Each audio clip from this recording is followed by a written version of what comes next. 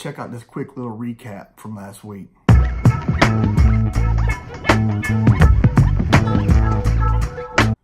Hey, before we begin, let me just encourage you to subscribe. Hit that subscription button down below. Hit that bell icon so you can get alerted to when we drop new videos. And if you want to comment something you'd like to see, something you'd like to see a video about, hit comment. Let me know. Let me know. I'm open to anything.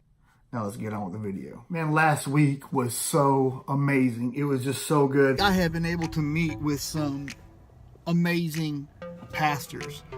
Yeah, earlier this week, I met with a pastor who planted a church here a few years before we did. Now they have their own building. We were able to connect. He prayed for us. He gave some good encouragement. Not the same denomination we are. And I love that because we are getting outside the lines of these silly denominations and reaching people in our community, in our city with the gospel. Tomorrow, I'm meeting with a guy from our church who is pretty much an up-and-coming pastor of some sort. What God's got planned for him, I don't know, but we're going to explore and see what that looks like. Today,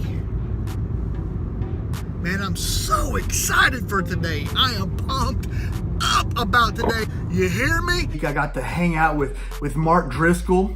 He planted a church in Scottsdale, Arizona now. He just dropped some crazy knowledge on me, on all of us that were in attendance. I think there was me and probably about 5 or 6 other pastors / leaders and a few people from his staff. But Larry Osborne, who was a good friend of his and kind of a pastor, one of the pastors to him, came, and they both dropped some knowledge, man. Let me just tell you a little bit about what they shared. Larry Osborne dropped some stuff on us, and I've always looked at leadership development as kind of a hand in hand with discipleship, and a lot of people do, and I'm not knocking that, and I think that's great. But he kind of shared a little bit about how they shouldn't be on the same track, but yet they should be 2 separate tracks.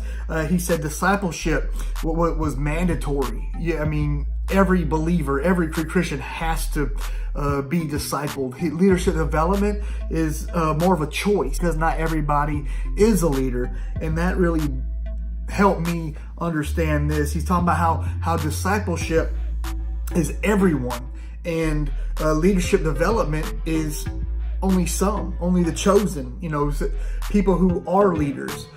He said how discipleship is obedience. It's the next step in obedience. How leadership development is the next step in sacrifice.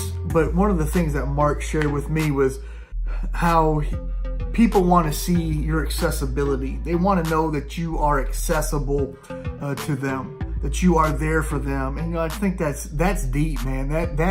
That's hardcore. So many pastors are just not accessible to other people anymore. They're just not as personal with them, with the people that they lead. I pray that I never get that.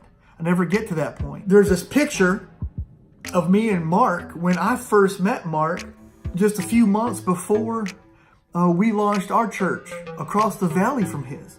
And when I went up to him, I told him a little bit, I told him I was praying for him. He asked me about myself, and I said, we're from across the valley in a city called Buckeye. We are planting a church out there. And right then he's like, man, let me pray for you and your family. So he's accessible. Like, anybody can go up to him. One of the coolest things about Mark and Larry is they're just guys like me.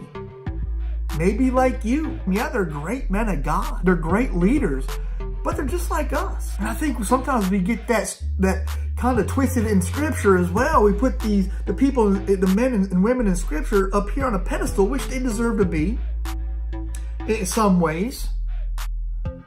But we forget that they were just like us. They were sinners just like us. Paul called himself the chief sinner. Paul was just like us. Peter was just like us. David was just like us. Mary could have been the girl next door to us. These people are just like you and me. We get starstruck. After that, a couple days later, our church had our very first annual trunk and treat.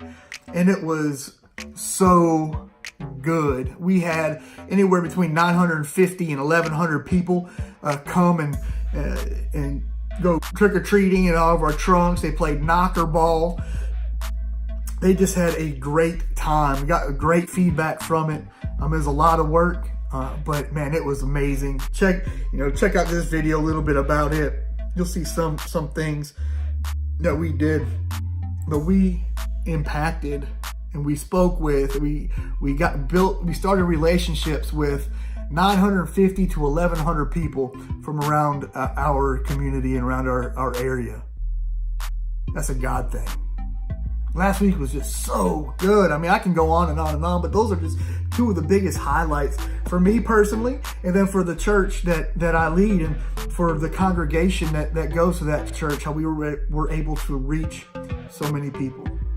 I'm just so excited about what God is doing here. It is so humbling. It is so great to be part of what He's doing here and what He's doing throughout the world, in and through us.